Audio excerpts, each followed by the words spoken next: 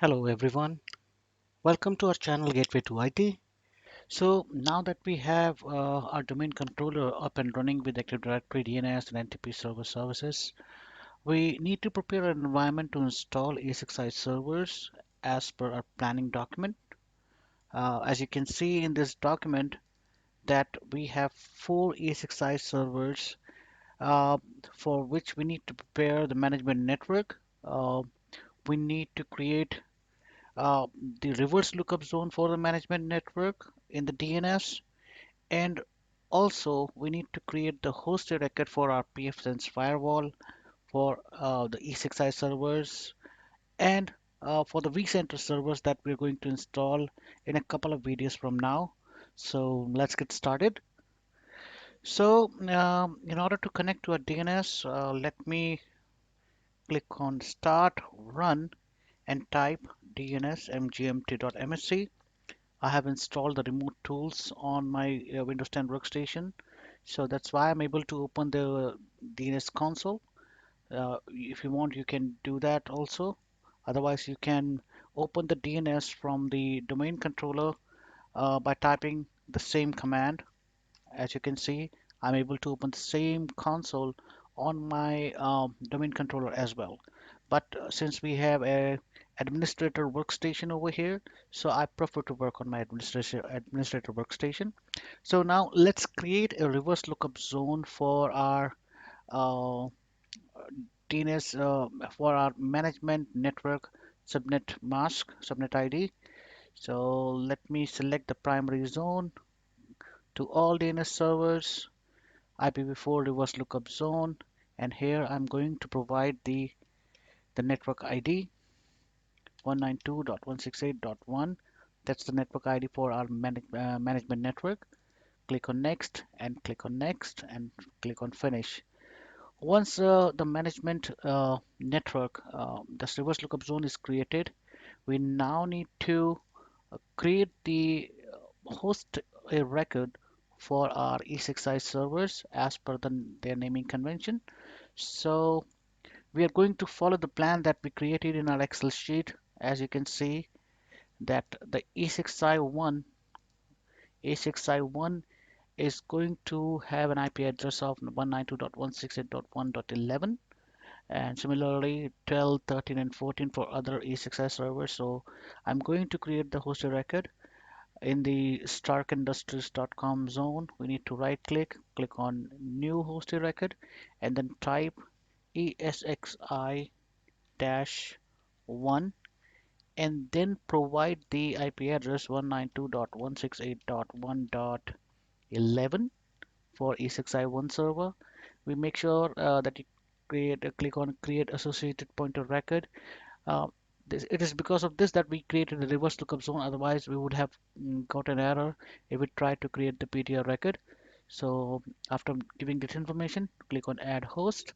Now let's create the similar record for the other ESXi servers, like for ESXi-2, for which the IP address is going to be 192.168.1.12. Let's now create it for ESXi server 3, ESXi-3, and the IP address for this one is going to 192.168.1.13, and for the last one, ESXi-4, the IP address is going to be 192.168.1.14 as per our plan. So let's click on add host. So we are done creating the hosted record for our A6i server.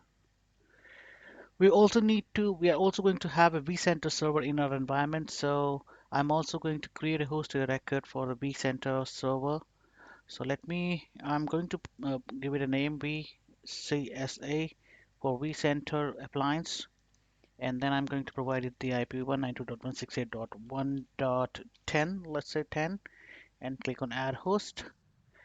And you might have seen that we are accessing our pfSense firewall by typing the IP address 192.168.1.254. So Rather than typing the IP address, I'd like to access my pfSense firewall with its host name, which is pfsense.starkindustries.com. So let me go back to the DNS console and create an host record for our pfSense firewall as well. So let me type pfSense and then give it the IP address 192.168.1.254 and click on add. So once we have created the DNS record, we are done from the DNS part. We can go ahead and close this console. Let me close the pfSense login screen web page and then try to open it again and see if we are able to access it using the host record that we have created for it.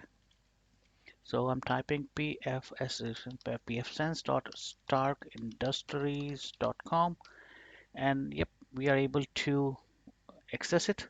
Let me type the password that we provided and let me click on sign in.